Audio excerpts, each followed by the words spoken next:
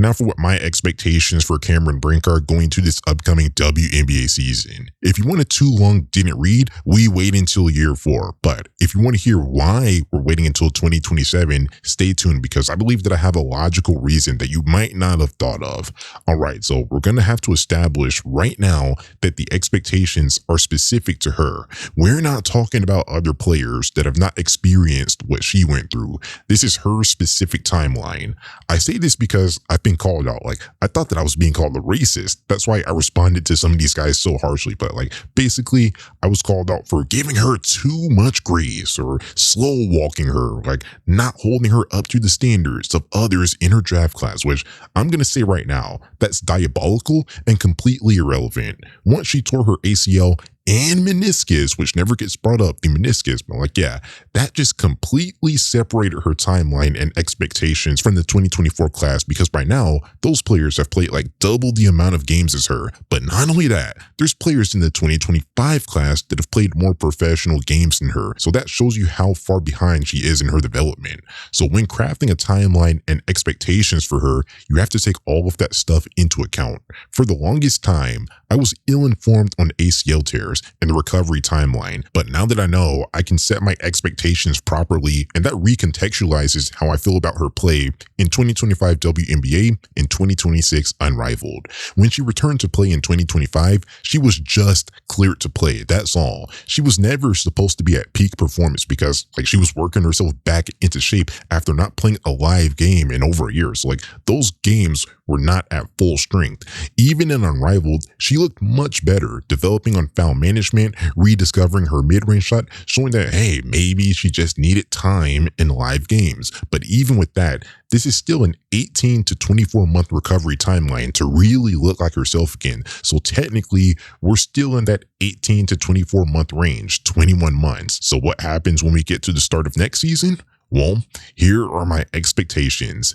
This season is about development for her as it's going to be her first fully healthy season. The ACL affected her 2025 season, and even in 2024, before the ACL tear, she was coming off of a college season and she was involved with Team USA and a bunch of 3x3 stuff. So I don't put too much stock into her offensive play in her first 15 games of her rookie season because like she played a lot of basketball that year and was probably fatigued. 2026 will be her first well-rested, fully healthy season where she has her legs under her so she can start her actual development. She has to adjust to being a starter again for the first time in 2 years. So that's going to take an adjustment period. She needs to learn schemes and plays and all of that stuff. So that's another adjustment period because Lynn Roberts didn't include her in any type of offense last season. Believe it or not, there's prominent players that she hasn't even played against professionally, which goes into the adjustment period and learning and developing as a young player. Like this is a young player we're talking about. In year 3, she just needs to adjust to her new role and she needs to adjust to the WNBA as a whole. Year 3 is about adjustment and development as her first full season as a starter. So growing pains are expected, but even with that, I'm expecting more than what she's given in the W so far. Then when we get to year 4, that's when I'm going to be expecting a lot. I don't really care if she wins any awards or accolades because like that stuff can be influenced by the media, but I'm expecting all-star level impact and first team all defense level impact. I'm expecting double-digit points, at the very least 13 efficient points a game. Since her senior season at Stanford, she's been like a 30% three-point shooter, so I'm going to be expecting 33% to like 34% from 3, which is league average. I'm expecting her to be someone that can play at least like 25 to 28 minutes a game, which will require her to stop picking up a bunch of non-shooting fouls. Her shooting foul to block ratio is almost 1-to-1.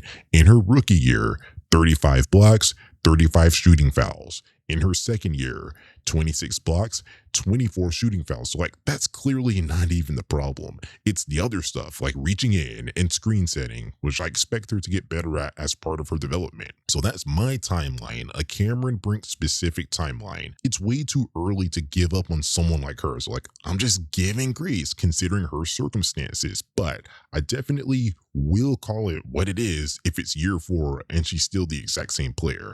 I'm just saying that now isn't the time to make that verdict. Like just be patient.